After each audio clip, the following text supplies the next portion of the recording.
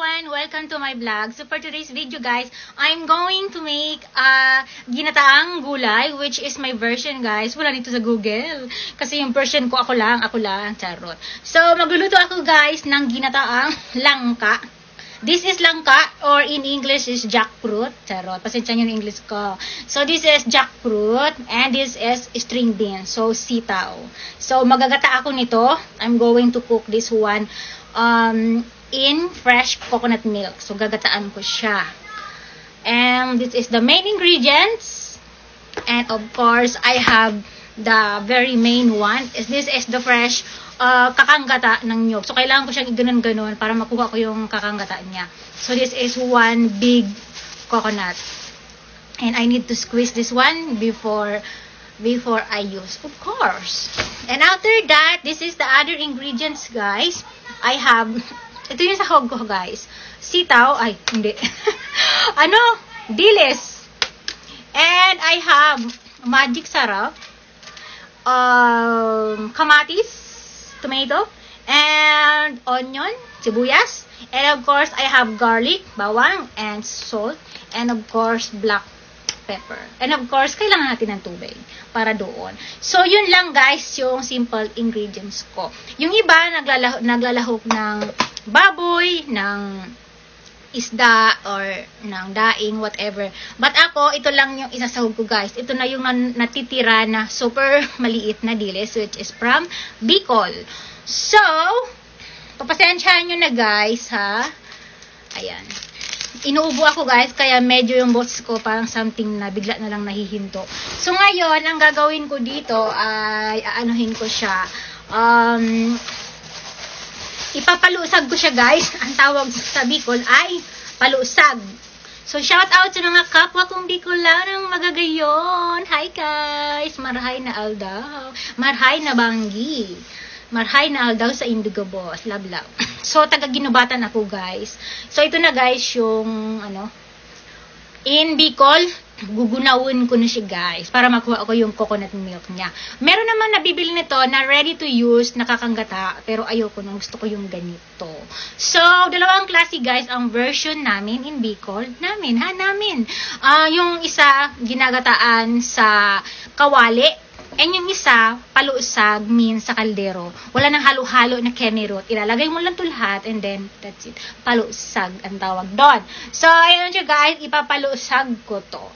Pag halo-haloin ko to sa kaldero, maglagay na kakanggata ng nyog and that's it. So, stay tuned guys. See you later. Hi guys! So, everything is ready. Nagunaw ko na siya guys. Hindi ko na pinakita sa inyo kasi masyadong messy. So, ito na siya guys. Ito na yung kakanggata ng nyog na gagamitin. So, ito na siya. So, disclaimer guys ha, kahit kami ay taga Bicol, hindi pari-parehas yung way na pagluto namin ha. So, yung way ko ay way ko. So, ngayon, mag-start na ako guys. Pag halu-haluin ko lang ito, ilalagay ko lang sa kaldero. Yung kasi sabi ni mama. So, ilalagay ko lang itong mga gulay dito sa kaldero. Wait lang. Ayan! Ito, nahugasan na to guys. Nahugasan na. So, ilalagay ko lang yun dyan. Tapos, sa ibabaw yung sitaw. So, ganun siya guys. Ayan. Tapos, ilalagay ko na yung mga other ingredients. Yung black pepper, salt, ayan. So, ganun. Baka mayroong magreklamo dyan na mali yung loto ko, charot. Ano to guys, version lang namin to. So ito yung natawag na palusag. And then ilalagay ko na guys yung kakanggata ng nyog dito. So ganun lang siya.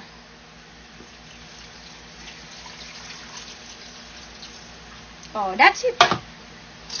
And then just halo-halo guys, halo-halo.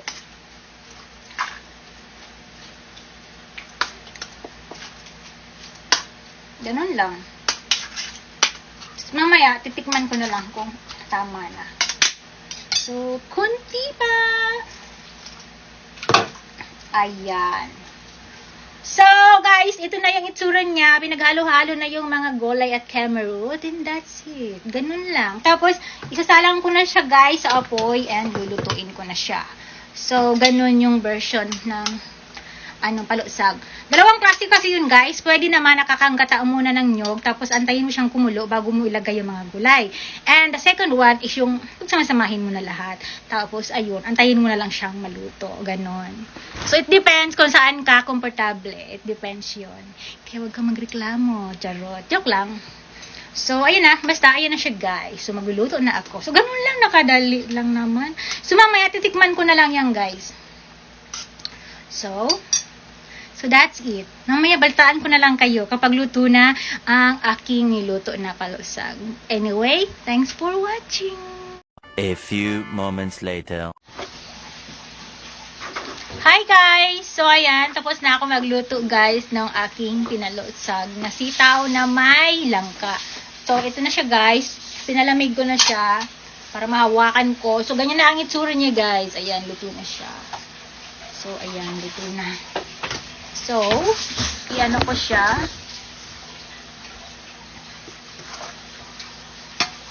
Ganito. Malambot na siya, guys.